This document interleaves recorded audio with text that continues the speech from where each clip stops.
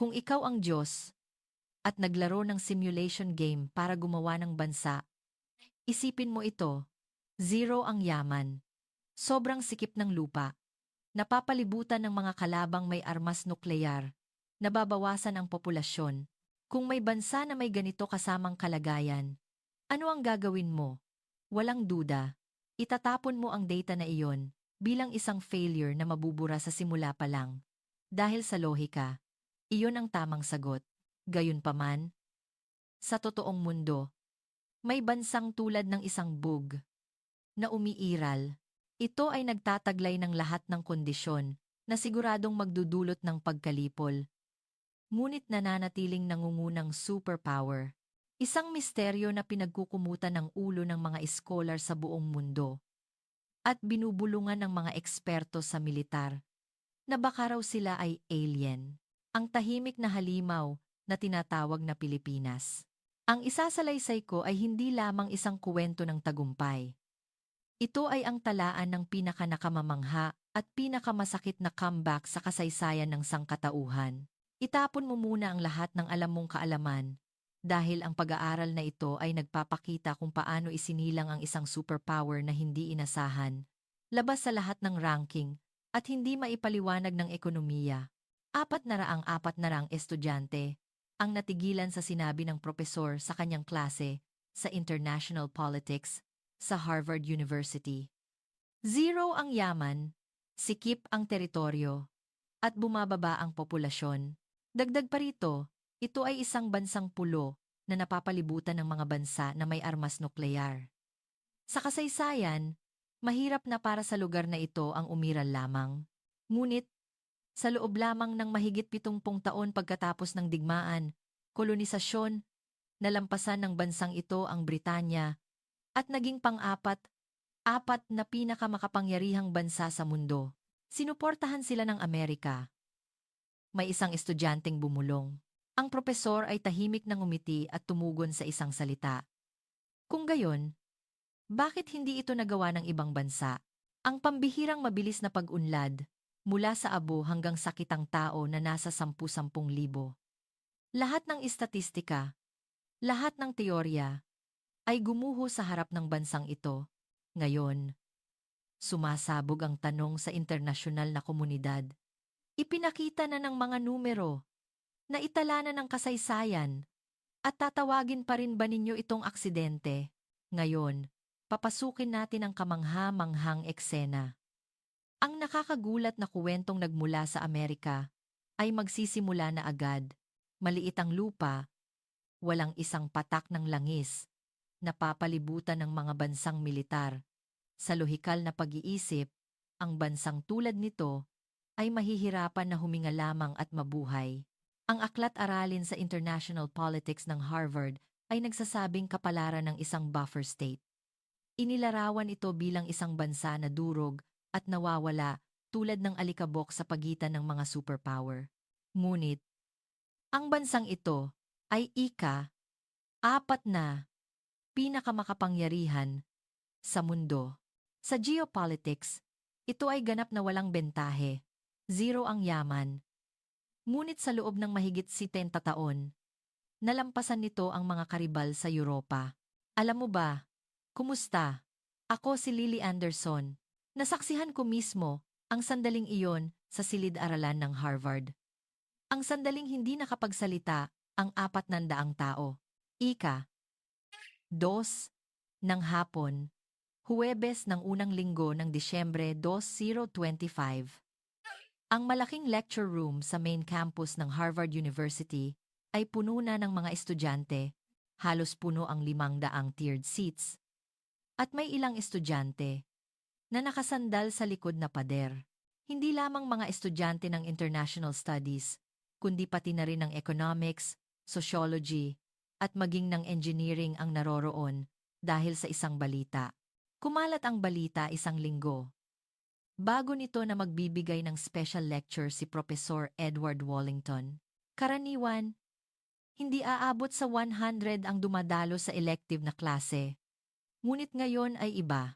Sa malaking screen sa harap ng silid-aralan, itim na imahe lamang ang nakikita. Sa ibabaw ng podium, may isang laptop at isang basong may tubig. Ang mga estudyante ay nakaupo habang nagbubulungan. Ang ilan ay nagche-check ng mensahe sa kanilang smartphone. Bigla, tinanong ako ng katabing kaibigan, Lily, bakit ka nandito? Hindi ba ito klase ng sociology? Hindi ito required para sa akin, na nag-major sa international studies. At hindi rin ito kasama sa units. Ngunit gusto ko lang malaman, si Professor Wallington ay pinakatanyag sa Harvard bilang pinakamahirap pakisamahan. Siya ay isang titan na nag-aral ng National Development Theory sa loob ng 30 taon. Hindi ko pwedeng palampasin ang isang taong tulad niya na biglang magbibigay ng espesyal na panayam. Eksaktong alas 2 ng hapon, bumukas ang pinto ng silid-aralan at pumasok si Professor Edward Wallington. Ang profesor, na mukhang nasa kalagitnaan ng 60s, ay nakasuot ng gray jacket at itim na turtleneck at may dalang lumang leather bag. Biglang tumahimik ang silid-aralan na dating maingay. At lamang daang pares ng mata ang nakatutok sa propesor. Tumayo ang propesor sa harap ng podium at dahan-dahang tiningnan ang silid-aralan, tahimik niyang binuksan ang laptop. Pagkatapos ng maikling katahimikan, isang mapa ang lumabas sa malaking screen. Mapa ito ng Timog Silangang Asya. Kinuha ng propesor ang laser pointer at itinuro ang screen. Tingnan ninyo ang rehiyong ito. Ang itinuro ng pointer ay isang maliit na bansang pulo. Napapalibutan ito ng mga dambuhalang bansa. Sa kanluran, ang China. Isang bansang may armas nukleyar na may 1.4 bilyong populasyon. Sa hilaga, ang Rusya, ang pinakamalaking bansang militar sa mundo. At malapit dito, ang Indonesia, ang pinakamalaking bansang pulo sa mundo. Ang boses ng propesor ay kalmado, ngunit malinaw na naririnig.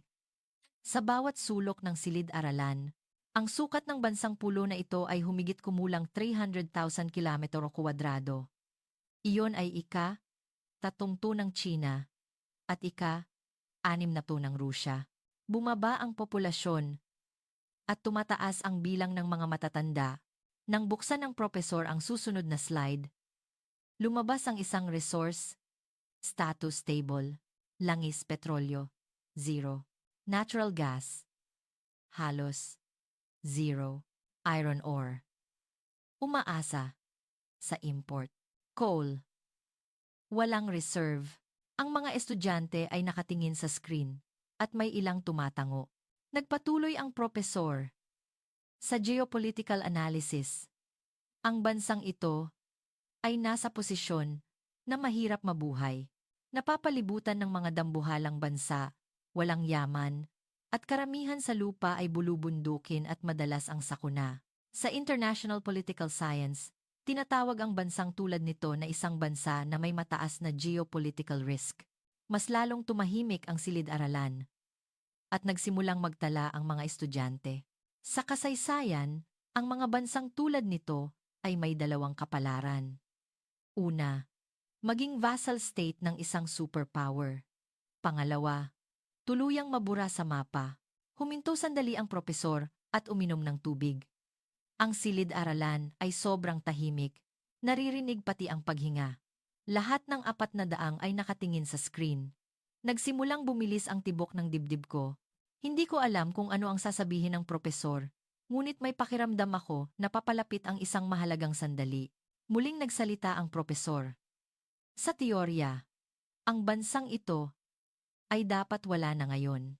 O kaya, kung umiral man, dapat ay humihinga na lamang ito sa ilalim ng impluwensya ng mga dambuhalang bansa sa paligid. Sa katunayan, noong kalagitnaan ng ika-20 siglo, ang bansang ito ay nasira sa digmaan, batas militar. Ang mga pangunahing lungsod ay naging abo at ang mga tao ay nagutom. Hinulaan ng isang general ng Amerika na aabutin ng 100 taon bago makabangon ang bansang ito. Ngunit, bahagyang nagbago ang tono ng boses ng propesor. At sabay-sabay na tumingala ang mga estudyante. Alam ba ninyo kung nasaan ang bansang ito ngayon? Inilapag ng propesor ang laser pointer at nagpalit ng bagong slide.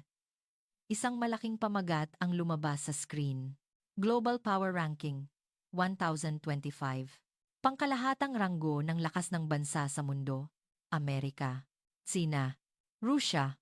Huminto sandali ang propesor at huminga ng malalim ang buong silid-aralan. Pilipinas.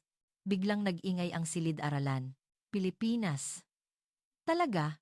Bulong ng katabing estudyante. At ang estudyanteng nakaupo sa harap ay nanlaki ang mata at sinuri muli ang screen. Para akong nabagsakan ng dibdib. Ika. 4 na puwesto ang Pilipinas. Paano ang Britanya? Paano ang Pransya? Nagpalit ng susunod na slide ang propesor. Alemanya, Britanya, Pransya. Lumakas ang bulungan ng mga estudyante. At ang ilan ay nagtinginan at nagkunot ng noo. Ika. Piba ang Alemanya? Ika. Piba ang Britanya? Ika. Piba ang Pransya? Totoo ba ito?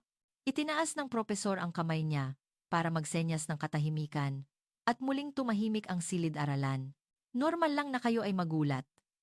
Ang International Strategic Institute, US, World Report, Global Firepower, lahat ng authoritative na institusyon ay nag-ulat ng parehong resulta na ang Pilipinas ay nasa ika-4 na puwesto sa National Comprehensive Power na pinagsama ang lakas ekonomiya, teknolohiya, diplomasya, at kultura. Muling nagpalit ng screen ang propesor at lumabas ang isang graph. Isang graph na nagpapakita ng pagbabago sa loob ng 70 taon pagkatapos ng digmaan, batas militar, at ang linyang kumakatawan sa Pilipinas ay nagsimula sa halos ilalim at mabilis na tumaas. 1945-1972. Mga guho ng digmaan, batas militar. 2025. Isang global economic superpower. Mula sa gutom pagkatapos ng digmaan, batas militar, hanggang sa isa sa may pinakamahabang buhay. Pinakamalaking middle class. Mula sa isang bansang natalo, nasa ilalim ng rehimen na nawalan ng lahat, hanggang sa teknolohiyang nangunguna sa mundo. Parang nablangko ang isip ko. Posible ba ang ganitong pagbabago sa loob lamang ng 70 taon? Hindi ito maipaliwanag ng Economic Development Theory na pinag-aralan ko sa aklat-aralin. Karaniwan, itinuturo na aabutin ng hindi bababa sa 100 hanggang 150 taon bago maging developed country ang isang bansa. Ngunit nagawa ito ng Pilipinas sa pambihirang bilis. Dahan-dahang tiningnan ng propesor ang silid-aralan at sinabi, "Mga kaibigan, nag-aral ako ng National Development Theory sa loob ng 30 taon. Sinuri ko ang daan-daang bansa.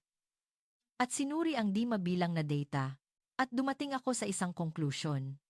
Ang paglago ng bansa ay palaging nangangailangan ng mga kondisyon. Masaganang yaman, malawak na teritoryo, malaking populasyon, paborableng geopolitical setup. Itinuro ko na kailangang may isa man lang sa mga ito. Ngunit, muling inilabas ng propesor ang mapa ng Pilipinas sa screen. Ang bansang ito ay walang lahat ng kondisyon na iyon. Walang yaman. Makipot ang kapatagan. Bumababa ang populasyon. Mataas ang geopolitical risk. Madalas din ang sakuna. Ngunit, ika-4 na pinakamakapangyarihan pa rin sila sa mundo. Paano ito nangyari? Muling tumahimik ang silid-aralan. At 400 estudyante ang nakatingin sa propesor nang walang imik. Dahan-dahang sinabi ng propesor, "Ito ang gusto kong pag-usapan kasama ninyo ngayon.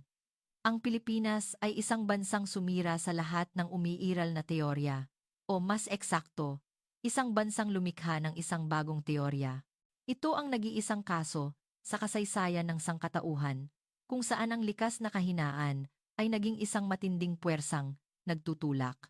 Huminto sandali ang propesor at tumingin sa silid-aralan. Mula Hulyo hanggang Agosto ng taong ito, pumunta ako sa Pilipinas. Ang layunin ay mangolekta ng data para sa study tungkol sa East Asian Development Model. Sa loob ng 6 na linggo, binisita ko ang mga lungsod tulad ng Maynila, Cebu, at Davao. At nasaksihan ko mismo ang mga pangyayari. Pagkatapos, Pagbalik ko, naintindihan ko na ang teorya na pinag-aralan ko sa loob ng 30 taon ay mali. Nagsimulang bumilis ang tibok ng puso ko. Ang boses ng propesor ay puno ng paniniwala. At ang tingin niya ay mas matindi kaysa karaniwan. Lahat ng estudyante sa paligid ay nakasandal. Walang ni isa ang tumitingin sa iba. Inilabas ng propesor ang huling slide. Isang pangungusap lamang ang nakasulat sa screen. Pilipinas. The Theory Breaker. Pilipinas. Ang bansang sumira sa teorya. Ngayon, isasalaysay ko ang kuwentong iyon. Nang magsimulang magsalita ang propesor, nabalutan ng lubos, nakatahimikan ang buong silid-aralan. Dahan-dahang bumaba ang propesor mula sa podium at nagsimulang magsalita. Noong Hulyo ng taong ito, sumakay ako ng direct flight mula Boston Airport patungong Ninoy Aquino International Airport. Naya, tumatagal ng mga 16 na oras ang biyahe. At sa loob ng eroplano, binuksan ko ang laptop at sinuri muli ang draft ng aking thesis tungkol sa economic development model ng Timog Silangang Asya. Ito ay isang file na punong-puno ng data at teorya na naipon ko sa halos 30 taon. At ang Pilipinas ay isa lamang case study. Sa totoo lang, wala akong malaking inaasahan. Akala ko, alam ko na ang lahat mula sa istatistika. At ang pagbisita sa lugar ay paraan lamang upang magdagdag ng kredibilidad sa thesis. Lumapag ang eroplano sa NAIA ng maaga. Ang in-flight announcement ay umalingaw-ngaw sa Filipino at Ingles at nagbigay ng immigration forms ang flight attendant. Ang airport na nakikita sa labas ng bintana ay malinis at maayos. Ang gusali, na gawa sa salamin at bakal, ay kumikinang sa sinag ng araw. At ang runway ay napakalawak. Ang daanan mula sa eroplano patungo sa immigration ay walang dumi. At ang sahig ay kumikinang tulad ng salamin. Mataas ang kisame at maliwanag ang kabuuan dahil sa natural na liwanag. Nang dumating ako sa immigration area, daan-daang pasahero ang nakapila. Ngunit hindi ito masikip. Maraming automated gates ang nakalagay. At mabilis na pumunta roon ang mga Pilipinong pasahero. Marami ring counters para sa mga dayuhan. At ang mga kawani ay nakakagulat na mabilis at magalang na nagche-check ng pasaporte. Mabilis na umikli ang pila at agad dumating ang turn ko. Kinuha ng immigration officer ang pasaporte, nag-scan at tumingin sa screen para sa research material collection. Sagot ko. At ngumiti siya ng bahagya at sinabing, "Magandang biyahe po." Sabay balik ng pasaporte. Kahit kasama ang pagpaparehistro ng fingerprint, hindi umabot ng 10 minuto ang buong proseso. Habang papunta sa baggage claim, tumingin ako sa paligid. Ang mga signboard ay nakadisplay sa maraming wika at malinaw ang mga palaso. Walang pagkakataon na maligaw. Pagdating sa baggage claim area, umiikot na ang conveyor belt at lumalabas na ang mga bagahe. Agad lumabas ang bagahe ko. Sa Boston, karaniwang naghihintay kami ng 30 minuto o higit pa, ngunit iba rito. Paglabas ko sa arrival lobby pagkatapos dumaan sa customs, sinuri kong muli ang orasan. 20 minuto lang ang inabot mula sa pagbaba ng eroplano hanggang sa ganap na paglabas ng airport sa Amerika. Karaniwan ng 1.5 hanggang 2 oras. Huminto sandali ang propesor at uminom ng tubig. Ang silid-aralan ay tahimik pa rin, at ang mga estudyante ay nagsusulat ng notes o nakatingin sa propesor. Nag-connect ako sa free wifi sa airport lobby. Walang komplikadong proseso. At nag-connect ito sa loob ng ilang segundo. At sinubukan ko ang speed. Nakakagulat ang bilis. Kadalasan, hindi nagko-connect ang wifi sa airport ng Amerika. At kung magko-connect man, mabagal. Ngunit mas mabilis ito kaysa internet sa bahay ko. Pumunta ako sa sakayan ng monorail, MRT, LRT, patungo sa lungsod. Sinundan ko ang signage at nakita ko ang ticket gate. Ang train schedule ay nakadisplay sa electronic board at nakalagay na malapit nang dumating ang susunod na train. Eksakto sa oras na iyon, pumasok ang train. Walang 1 minutong delay. Bumukas ang pinto. At maayos na sumakay ang mga pasahero. Walang nagtutulakan. Sumakay ako at umupo. Malinis ang upuan at tahimik ang loob ng train. Nang umalis ang train, dumaloy ang tanawin sa labas ng bintana. Mabilis lang papunta sa downtown. Sinubukan kong kunin ang laptop ko sa train para magtrabaho, ngunit naakit ako ng tanawin sa labas ng bintana.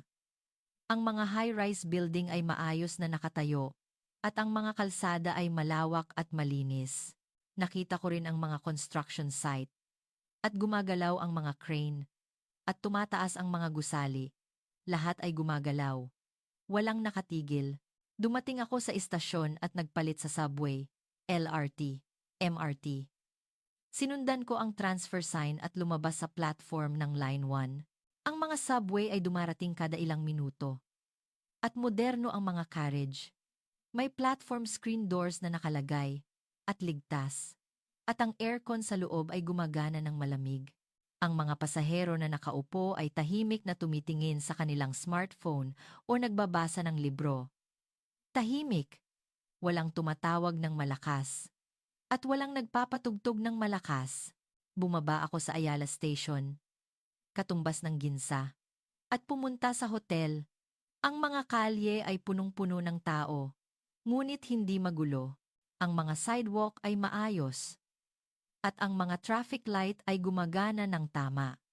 Nang tumawid ako sa pedestrian lane, ganap na huminto ang mga sasakyan at binigyan ng priority ang mga naglalakad. Sa Amerika, madalas na nagmamadali ang mga sasakyan kahit may mga naglalakad, ngunit iba rito. Pagkatapos mag-check-in sa hotel at pumasok sa kwarto, tiningnan ko ang orasan. Wala pang 2 oras, mula nang dumating ako sa airport, hanggang sa makarating ako sa hotel sa gitna ng Ayala, Makati. Inayos ko ang mga gamit ko at tumingin sa labas ng bintana. Kitang-kita ang Ayala Avenue sa ibaba at may mga taong naglalakad. Umiikot ang mga tindahan at maraming signboard. May mga signboard na nakasulat sa Filipino, ngunit may aesthetics at kaayusan. Binuksan ko ang laptop ko at nagsimulang magtala. Unang impresyon, ang sistema ay gumagana ng perpekto. Mula airport hanggang hotel, hindi ako nabigyan ng problema o naligaw kahit minsan. Lahat ay konektado. At lahat ay gumagalaw ng eksakto. Hindi ito aksidente, kundi isang dinisenyong sistema. Habang nagtatype, nakaramdam ako ng kakaibang pakiramdam. Isang pakiramdam na may kakaiba sa inaasahan. Dahan-dahang tiningnan ng propesor ang silid-aralan at nagpatuloy sa pagsasalaysay. Nang gabing iyon, naglakad ako sa kalye ng Makati. Gabi na, ngunit maliwanag ang kalye at maraming tao. May mga babae na naglalakad mag-isa. At walang nag-aalala, pumasok ako sa isang convenience store para bumili ng tubig at 24 oras itong bukas at ang staff ay napakabait. Ang masiglang boses na, "Mabuhay!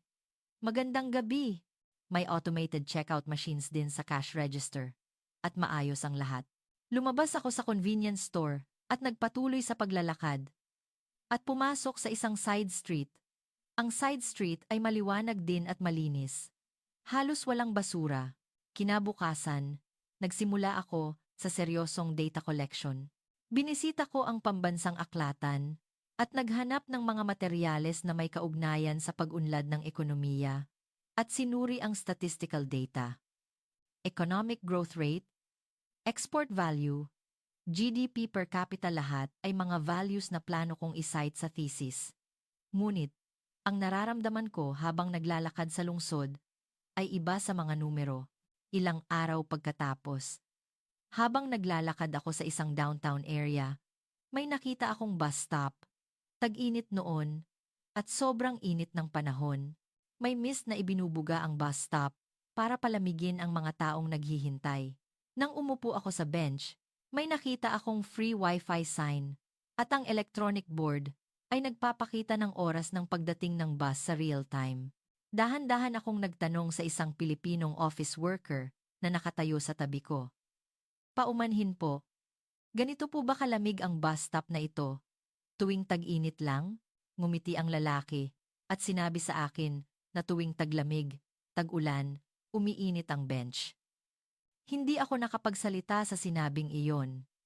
Sa Boston, naghihintay kami ng bus habang nanginginig sa lamig sa isang bus stop na walang bubong na pananggalang sa ulan at hangin. Ikinabit ng propesor ang screen at lumabas ang larawan ng bus stop. Malinis at gumagana ang design. Ito ay isang karaniwang bus stop sa Pilipinas. Sabi ng propesor. Hindi ito espesyal na lugar. Isang tanawin na makikita sa lahat ng dako ng lungsod. May nagtaas ng kamay mula sa likod ng silid-aralan. Si Smith, isang estudyanteng dayuhan. Siya ay isang elite na nagtapos sa isang prestihiyosong universidad at pumasok sa Harvard Graduate School at tanyag sa pagtatanong ng matatalinong tanong sa mga diskusyon. Propesor, paumanhin, pwede po bang magtanong? Tumango ang propesor. Siyempre, tumayo si Smith mula sa kanyang upuan at binuksan ang kanyang laptop. Nagsasalita po kayo tungkol sa pag-unlad ng Pilipinas, ngunit mayroon akong data na inihanda. May pagsusuri na nagsasabing karamihan sa mga pangunahing teknolohiya at industriya ng Pilipinas ay imitasyon ng teknolohiya ng Amerika at Europa. Noong panahon ng pagbangon, hinati at kinopya nila ang mga produkto ng kanluran. Ang pagsusuri ay nagsasabing kung wala iyon, hindi magiging posible ang Pilipinas ngayon. Ang boses niya ay kalmado ngunit puno ng kumpiyansa. Tumahimik ang silid-aralan at ang mga tingin ng mga estudyante ay nagpalipat-lipat sa propesor at kay Smith. Nagsimulang kumatok ang dibdib ko. Nagpatuloy si Smith. Kaya't ang kanilang tagumpay po ba ay hindi resulta lamang ng pagsakay sa imbensyon ng ibang bansa? Tahimik sandali ang propesor.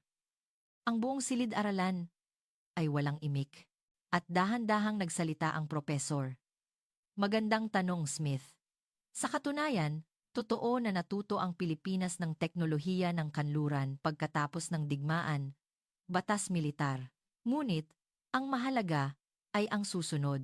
Maraming bansa ang natuto ng teknolohiya. Maraming bansa ang nagtangkang magdala ng teknolohiya mula sa kanluran. Kung gayon, bakit ang Pilipinas lamang ang lumaki ng husto at lumampas sa original? Sinubukan ni Smith na magsalita muli. Ngunit itinaas ng propesor ang kamay niya at nagsenyas na maghintay sandali. Isasalaysay ko ang isang mas mahalagang katotohanan. Nang magpalit ng slide ang propesor, lumabas ang historical data sa screen. 1945,1972. Pagkatapos ng digmaan, batas militar, ang natira sa Pilipinas ay mga guho. Ang mga pangunahing lungsod ay naging abo at nawasak ang industrial base. Ito ay isang pagsisimula mula sa pinakamalungkot na sitwasyon sa kasaysayan ng sangkatauhan. Mas lalong tumahimik ang silid-aralan. Nakita ko ang mukha ni Smith na nagbago. Nagpatuloy ang propesor. Walang yaman, walang pabrika, at walang makain. Ngunit, bumangon ang Pilipinas. Mula 1950s, 1980s, nakamit nila ang pambihirang pagbangon. At noong 1960s, 1990s, naabot nila ang high-speed economic growth. Noong 1970s, 2000s, sinakop nila ang mundo sa outsourcing at electronics. At noong 1980s, 2010s, nanguna sila sa mundo sa semiconductor at BPO technology. At ngayon, inaakit nila ang mga tao sa buong mundo. Gamit ang teleserye, musika, OPM, at Filipino cuisine, Jollibee, adobo. Umupo si Smith at isinara ang kanyang laptop. May bakas ng pagkalito sa kanyang mukha. Nagpatuloy ang propesor sa isang kalmadong boses. Smith, tama. Ang ilang puntos mo. Natuto sila. Ngunit, hindi lang sila gumaya. Alam mo ba ang salitang paghuhusay, improvement? Sila ay masigasig na nag-ayos sa teknolohiyang kinuha nila. Ginawa itong mas maliit, mas mataas ang performance, at mas matibay. Iyan ang Filipino spirit. Ang diskarte at pagpupunyagi, resourcefulness and persistence na hinubog sa kasaysayan. Ang di magagaping espiritu ng pagbangon, kahit ilang beses pa bumagsak, ang matinding pangangailangan na hindi dapat malipol ang bansa. Ang pursuit na gumawa ng mas mahusay. Ito ang ugat ng Pilipinas. Ipinagpatuloy ng propesor ang pagsasalaysay sa mga karanasan niya sa Pilipinas, isa-isa. Ang mga estudyante sa silid-aralan ay nakikinig ng walang imik, at ang ilan ay nagsusulat ng notes. Pagkalipas ng 1 linggo mula nang dumating ako sa Pilipinas, naglakad ako sa tabi ng Ilog Pasig. Narinig ko ang kuwento na ang ilog, na dating napakarumi, ay nabuhay muli, at gusto kong makita mismo. Sa pagitan ng mga high-rise building, dumaloy ang malinis na tubig, at ang mga waterbird ay lumilipad ng maganda sa ibabaw nito.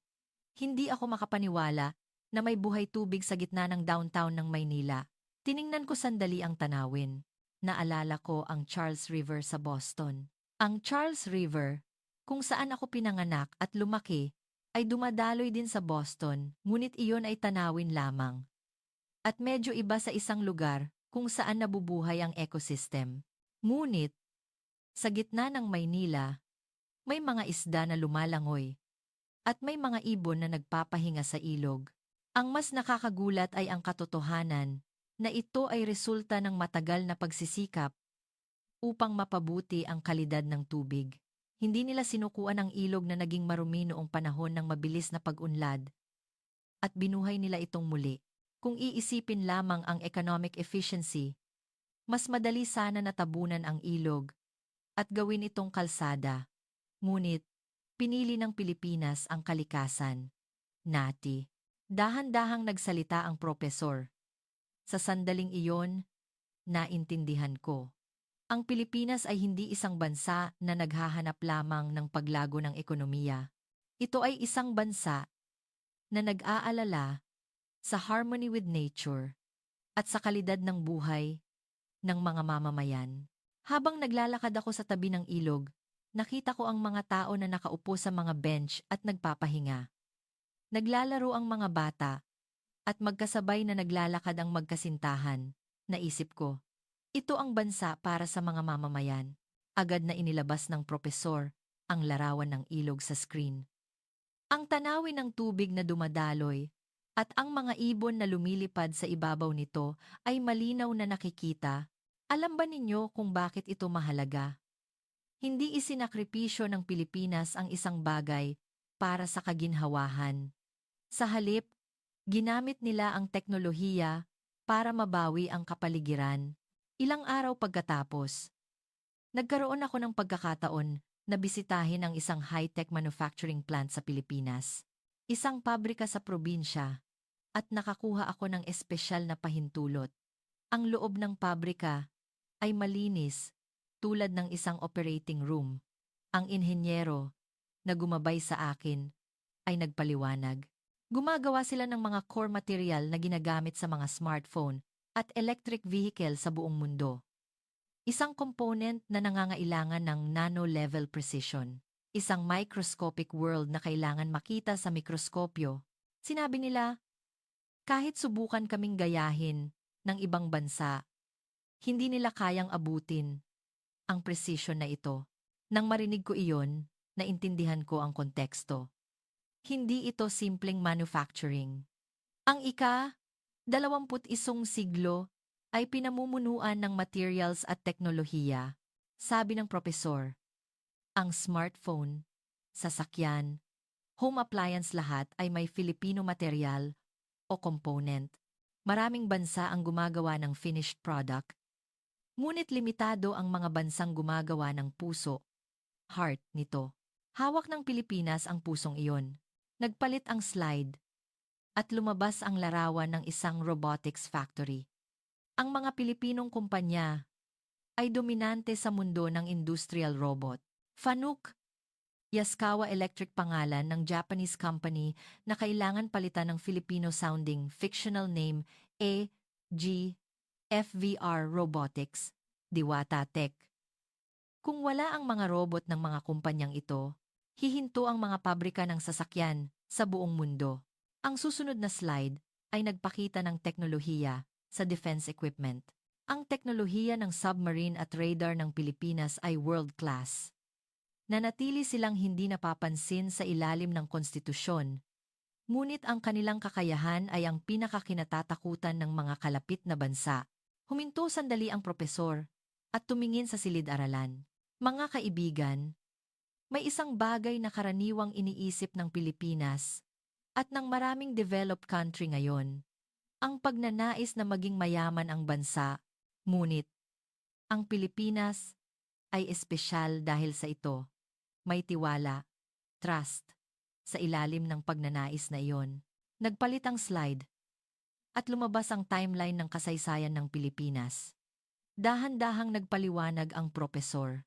Ang Pilipinas ay nakipaglaban sa di mabilang na natural na sakuna, lindol, bagyo, tsunami. Sa bawat pagkakataon, nawawala sa kanila ang lahat. Ngunit, hindi sila sumusuko.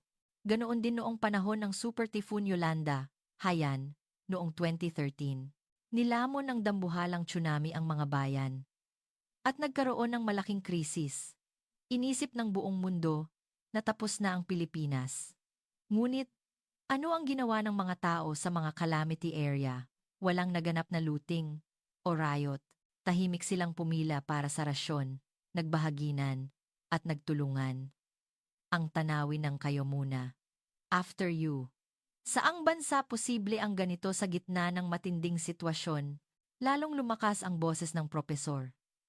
Ang mga Pilipino ay isang lahi na lalong lumalakas kapag may krisis. May DNA ng pagbangon sa gitna ng kahirapan. Ito ang tunay na dahilan kung bakit naging apat na pinakamakapangyarihan ang Pilipinas sa mundo. Nabalutan ng lubos na katahimikan ang silid-aralan. Ang mga estudyante ay nakatingin sa propesor nang walang imik. May nararamdaman akong mainit na lumalabas mula sa loob ng dibdib ko. Sa huli, sinabi ng propesor, bumalik ako sa Boston noong huling bahagi ng Agosto. Sa eroplanong pabalik, patuloy akong nag-iisip.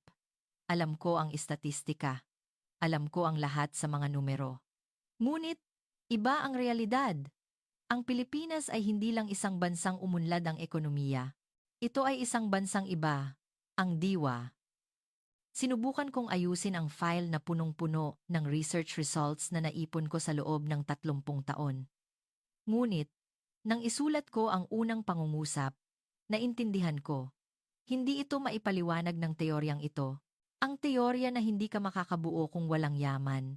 Ang teorya na hindi ka magiging superpower kung walang malawak na lupa lahat ay mali. Naging apat na pinakamakapangyarihan ang Pilipinas nang walang lahat ng kondisyon na iyon. Ang bansang walang yaman ay gumagawa ng teknolohiya na gumagalaw sa mundo. Ang maliit na bansang pulo ay nag-export ng kultura sa buong mundo. Paano ito naging posible? Isa lang ang sagot. Nagpalit ng susunod na slide ang propesor. Lumabas sa screen ang mga larawan ng anime fans. Sa buong mundo palitan ng larawan ng OFW, Jollibee line, teleserye fans, iba't ibang lahi ng tao na nag-enjoy sa cosplay. Kimetsu no Yaiba, One Piece, Naruto palitan ng Ang Probinsyano. Hello love goodbye. Tanging yaman. Dahan-dahang sinabi ng propesor.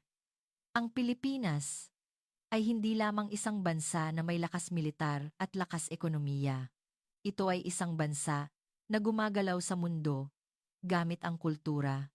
Narinig mo na ba ang salitang Pinoy Power? Ang mga kabataan sa Amerika at Europa ay nag-aaral ng Filipino, kumakain ng Filipino food, nanonood ng teleserye.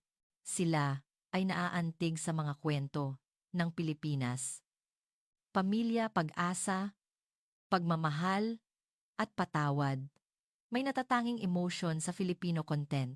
Nakita ko ang mga estudyante na tumatango sa iba't ibang sulok ng silid-aralan. Hindi lang ito kwento ng teleserye at musika. Ang national brand mismo ay nagbago. Mula sa panahon na tinatawag silang economic animal, hanggang sa bansang gusto nilang puntahan. Bansang gusto nilang tirhan. Nagpalit ang slide at lumabas ang larawan ng kalye ng Manhattan sa New York. May mahabang pila sa harap ng isang Jollibee. Ang mga high-end Filipino fine dining restaurants ay walang reservation. Nagpaliwanag ang propesor. Sa New York, ang capital of food, ang Filipino cuisine ay isa sa pinakamamahal na category. Masarap, malinis, at masustansya. Ganoon din sa Paris. Ang Filipino breads at sweets ay nakakagulat sa mga native baker. Dahan-dahang sinabi ng propesor. Alam ba ninyo kung ano ang ibig sabihin nito? Ang Pilipinas ay hindi na isang bansa na humahabol sa kanluran. Ang ginagawa ng Pilipinas ay nagiging pamantayan ng mundo. Nagpalit ang slide at lumabas ang world map. Ang lokasyon ng mga nag-aaral ng wikang Filipino sa buong mundo ay ipinakita marami ang nag-aaral ng Filipino sa buong mundo. Bakit? Dahil gusto nilang manood ng teleserye nang walang subtitle. Dahil gusto nilang mas maintindihan ang Filipino culture. Lalong lumakas ang boses ng propesor. Kung titingnan ang kasaysayan, sumusunod ang wika sa kapangyarihan. Dati, nag-aral ang mga tao ng Ingles sa buong mundo. Ngayon, nag-aaral sila ng Filipino dahil sa pang-akit, charm. Hindi ito puwersa. Nag-aaral sila dahil gusto nila. Gumagalaw sila sa mundo gamit ang kultura, hindi armas. May isang estudyante na nagtaas ng kamay. Kung gayon po ba, sinasakop ng Pilipinas ang mundo gamit ang soft power? Tumango ang propesor. Mas eksakto, inaakit nila. Hindi sinasakop. Ang lakas militar ay lumilikha ng takot. Ngunit ang kultura ay lumilikha ng pag-ibig. Iyan ang pinatunayan ng Pilipinas. Huminto sandali ang propesor at tumingin sa silid-aralan. Kapag lumakas ang kultura, nabebenta rin ang mga produkto. Gusto ko ng Filipino teleserye, kaya kumakain ako ng Filipino snack. Gusto ko ang Filipino games, kaya bumibili ako ng Filipino products. Nagtitiwala ako sa bansa, kaya sumasakay ako sa sasakyang gawa ng Pilipinas. Ang soft power at hard power ay lumilikha ng synergy sa isa't isa. Lumabas sa slide ang larawan ng pasaporte ng Pilipinas. Tingnan ninyo ang pasaporteng ito. Mga kaibigan, ang pulang pasaporte ng Pilipinas. Alam ba ninyo kung gaano kalaki ang kapangyarihan nito sa mundo? World's strongest level ayon sa Henley Passport Index. Isa ito sa mga bansang may pinakamaraming visa-free entry sa mundo. Bakit? Dahil tinatanggap ang mga Pilipino, saan man sila magpunta, nagbabayad sila, may magandang asal, hindi sila gumagawa ng krimen, at hindi sila nagiging illegal immigrant. Ito ay isang national credit rating na binuo ng katapatan at civic consciousness na ipinakita ng bawat Pilipino sa loob ng ilang dekada sa ibang bansa. Nanginginig ang boses ng propesor. May episode na nagpapakita ng tiwala na ito. Alam ba ninyo ang Turkey? Isang bansa na kilala bilang kapatid? May kasaysayan kung saan ang mga Pilipino ay tumulong sa kanila noong may sakuna. Hindi nila nakalimutan ang utang na loob na iyon. Noong Iran-Iraq War, lumipad ang Turkish Airlines sa gitna ng panganib para iligtas ang mga Pilipinong naiwan. Ganoon din ang Taiwan. Noong Super Typhoon Yolanda, sila ang may pinakamalaking donasyon per capita sa mundo. Bakit nila tinutulungan ang Pilipinas? Dahil ba mayaman ang Pilipinas? Hindi, dahil ang Pilipinas ay isang tapat na kaibigan. Nag-aabot ng tulong kapag may problema at hindi nakakalimot sa utang na loob. Iyan ang lakas ng diplomasya ng Pilipinas. Naramdaman ko ang init sa aking dibdib. Pinunasan ng katabing estudyante ang luha niya, at ang estudyanteng nakaupo sa harap ay tumango ng malalim. Nagpatuloy ang propesor. Hindi sa pagpigil gamit ang puwersa, kundi sa pagkuha ng puso gamit ang tiwala. Ito ang tunay na anyo ng isang superpower sa ika-21 siglo. Dahil alam ng Pilipinas ang kasamaan ng digmaan, batas militar. Alam nila ang kahalagahan ng kapayapaan higit kanino man. Kaya, pinagkakatiwalaan sila ng buong mundo. Itinaas ng propesor ang kanyang boses. Hindi nila naabot ang kondisyon ng yaman, teritoryo, at populasyon. Ngunit, mayroon silang puso. Ang mga taong naglinis ng mga guho at nagtayo muli ng mga pabrika. Ang mga manggagawa na nag-alay ng kanilang buhay sa craftsmanship, ang mga mamamayan na sumunod sa kaayusan at hindi nagreyot kahit may malaking sakuna. Ang pambansang katangian na ito, ang pinakamalaking yaman ng Pilipinas, nabalutan ng lubos na katahimikan ang silid-aralan. May mga estudyante na umiiyak, ibinuklat ng propesor, ang huling slide, 1945-6, 1972, inisip nilang tapos na ang lahat. Ngunit, iyon ang simula para sa kanila. Di magagaping espiritu, diwa ng bayanihan, katapatan. Ang DNA na ito ang lumikha ng Pilipinas ngayon. Ang Pilipinas ay hindi isang bansang sumira sa teorya.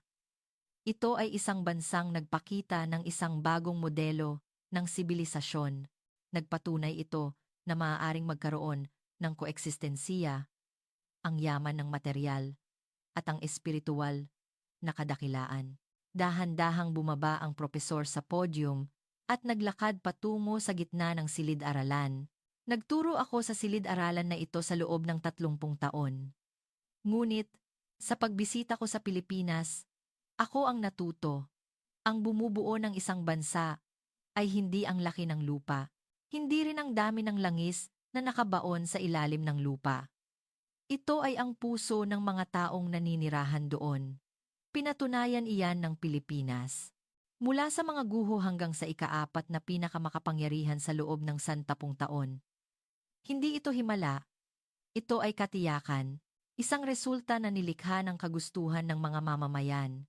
Sa huli sinabi ng propesor, ang tunay na tagumpay ay hindi ang manalo sa digmaan, kundi ang makuha ang puso ng mga tao sa buong mundo. Ang Pilipinas ay nakukuha ang puso ng mga tao sa buong mundo gamit ang teleserye, pagkain, teknolohiya, at katapatan. Ito ang pinakamakapangyarihang lakas. Ito ang tagumpay na tatagal ng pinakamatagal. Maraming salamat sa pakikinig sa aking kwento. Yumuko ng malalim ang propesor. Agad na sumabog ang buong silid-aralan. Sabay-sabay na tumayo ang 400 estudyante. Umalingaw-ngaw ang palakpakan. Ang tunog ng palakpak, na parang kulog, ay pumuno sa silid-aralan at may ilang estudyante na sumigaw. Nakatayo ang propesor habang nakayuko at namumula ang gilid ng kanyang mata. Hindi huminto ang palakpakan sa loob ng ilang sandali. Patuloy na pumapalakpak ang mga estudyante at ang ilan ay umiiyak. Pati si Smith, ang skeptic, ay nakatayo at pumapalakpak. Ang bakas ng pangungutya ay nawala sa kanyang mukha. At ang paggalang ay nababasa. Dahan-dahan din akong tumayo. Nanginginig ang aking mga paa. Tumingin din ang propesor sa mga estudyante at dahan-dahang tumango. May mga tao sa labas ng lecture room. Ang nagbukas ng pinto at sumilip nagtataka kung ano ang nangyayari. Pagkaraan ng ilang sandali, huminto na rin ang palakpakan. Nagsimulang tumayo ang mga estudyante isa-isa at ang ilan ay lumapit sa propesor at humingi ng handshake. Habang inaayos ko ang mga gamit ko, tumingin ako sa paligid. Iba ang tingin ko sa silid-aralan. Parehong espasyo. Ngunit may nagbago. Nagbago ang paraan ko ng pagtingin sa mundo. Lumabas ako sa hallway. Ang mga estudyante ay nagkumpul-kumpulan at nag-uusap. Nagdidiskusyon sila tungkol sa Pilipinas. At ang ilan ay nagsisearch ng Filipino travel information sa kanilang smartphone. Lumapit sa akin ang kaibigan ko sa tabi ko. Lily, maniniwala ka ba? Talaga bang ganoon kagaling na bansa ang Pilipinas? Tumango ako. Hindi ako makapagsalita. Tumingin ako sa labas ng bintana. Ang campus ng Harvard ay kitang-kita sa ibaba at ang mga estudyante ay naglalakad. Ang sikat ng araw ng taglagas ay mainit na sumisinag. Bigla akong nag-isip. Gusto kong pumunta sa Pilipinas. Gusto kong maglakad sa kalye na nilakaran ng propesor. Gusto kong makita mismo ang tanawin na nakita ng propesor. Kinuha ko ang smartphone ko at naghanap. Naghanap ako ng flight tickets papuntang Maynila. Tiningnan ko ang presyo. Tiningnan ko ang petsa. Mukhang makakapunta ako sa winter break.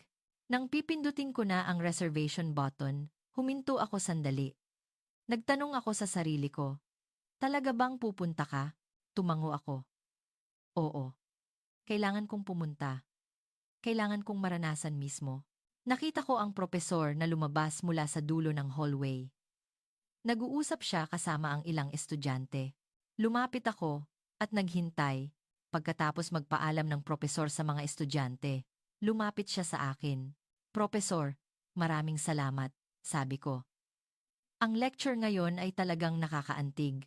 Ngumiti ang propesor. "Kung naantig ka, pumunta ka sa Pilipinas mismo. Iyon ang tunay na pag-aaral." Tumango ako. "Opo, plano ko pong pumunta sa winter break." Bahagyang tinapik ng propesor ang balikat ko. "Magandang desisyon. Pumunta ka at maranasan mo mismo. At pagbalik mo, sabihin mo sa ibang tao kung gaano kaganda ang bansang Pilipinas." Naglakad ang propesor sa hallway. Nakatayo ako habang nakatingin sa likod niya. Naramdaman ko ang isang bagay na mainit na nasusunog sa loob ng dibdib ko. Ang Pilipinas, ang bansang sumira sa teorya, ang bansang lilikha ng isang bagong sibilisasyon, kailangan kong pumunta. Muli akong tumingin sa labas ng bintana. Ang langit ay asul at walang ulap. Bigla kong naintindihan. Ang kuwentong narinig ko sa silid-aralan ngayon ay magbabago ng buhay ko. Nagbago ang paraan ko ng pagtingin sa mundo. Nagbago ang paraan ko ng pag-intindi sa bansa. At higit sa lahat, lumabas ang paghanga ko sa bansang Pilipinas. Kinuha ko muli ang smartphone ko at pinindot ang reservation button. Lumabas ang payment screen at pinindot ko ang confirm button. Ang flight ticket papuntang Maynila ay booked na. Bumilis ang tibok ng puso ko. Pagkaraan ng 3 buwan, tatapak na ako sa lupa ng Pilipinas. Maglalakad ako sa kalye na nilakaran ng propesor. At mararanasan ko mismo ang emotion na naramdaman ng propesor. Naglakad ako palabas ng hallway. Ang labas ay maaraw pa rin, at ang mga estudyante ay naglalakad pa rin. Ngunit, iba na ang lahat sa tingin ko. Parehong tanawin. Ngunit iba na ang ibig sabihin nito. Ang mundo bago ko malaman ang Pilipinas. At pagkatapos, ay ganap na magkaiba. Ang Pilipinas ay hindi isang bansang sumira sa teorya, kundi ang bagong teorya mismo. Ang mga salita ng propesor ay patuloy na umalingaw-ngaw sa aking isip. Na ang hindi nakikitang lakas ay mas malakas kaysa nakikita. Na ang diwa ng mga mamamayan ang nagbabago sa kapalaran ng bansa. Pinatunayan iyan ng Pilipinas. Habang naglalakad, nag-isip ako. Ano ang makikita ko sa Pilipinas pagkaraan ng 3 buwan? Ano ang mararamdaman ko? Maiintindihan ko rin ba ang damdamin ng propesor? Nasasabik ako. Tuwang-tuwa ako. Ang bansang Pilipinas, ang bansang sumira sa teorya, ang bansang magbabago sa mundo. Sobrang curious ako. Tumingin ako sa langit. Ang sikat ng araw ay tumama sa aking mukha at ang hangin ay dahan-dahang nagpakilos sa buhok ko. Nangako ako sa aking sarili. Pupunta ako sa Pilipinas. Mararanasan ko mismo at babalik ako para sabihin sa mga tao kung gaano ka-espesyal ang Pilipinas, kung gaano sila kalakas, at kung bakit nakatuon ang mundo sa Pilipinas. Maraming salamat sa pakikinig sa aking kwento hanggang sa huli. Paalam. Mga kaibigan, kumusta ang kuwento ngayon? Sa simula, mukhang kuwento lamang ito ng tagumpay ng isang bansa. Ngunit habang pinakikinggan, sa tingin ko ay marami itong nakatagong kahulugan na hindi natin napansin. Nakakagulat talaga na ang isang bansang pulo na walang yaman at madalas ang sakuna ay hindi sumuko at naghahanap ng sarili nitong paraan. Hindi lang iyon swerte o timing, kundi dahil sa kagustuhan ng mga tao na ipinasa sa mga henerasyon at ang lakas ng pagtitiwala sa isa't isa. Ang tanong ng propesor na, kung gayon, bakit hindi ito nagawa ng ibang bansa, ay nananatili sa aking isip. Sa huli, mas mahalaga kaysa sa panlabas na kondisyon, maging ito ay bansa o individual, ay ang tiwala sa sarili at ang espiritu ng pagpupunyagi hanggang sa huli. Sa mundo na ginagalawan natin ngayon, marami pa ring sandali na kailangan natin ng pusong tulad niyan. Ang taong patuloy na humahakbang pasulong hanggang sa huli. Kahit mahirap at maliit tignan, iyon ang tunay na malakas. Sa pamamagitan ng kwentong ito, pakiramdam ko ay nakita ko ang mundo na ginagalawan natin sa ibang perspective. Dahil ang ipinakita ng Pilipinas ay hindi lang tagumpay, kundi posibilidad, isang kwento na hindi pa tapos. Marahil, ang sagot ay patuloy na isinusulat sa sandaling ito. Ano ang iniisip ninyo? Iwanan ang inyong saloobin sa comment section sa ibaba at ibahagi ang nakakaantig na kuwentong ito sa mga tao sa paligid ninyo at pag-usapan ninyo ito. Sa huli, ang subscribe at like na aabot lang ng 1 segundo. At ang notification setting ay malaking tulong sa paggawa ng video. Ito ang inspiring story na naghatid ng sinseridad sa inyo. Magkaroon kayo ng masayang araw ngayon.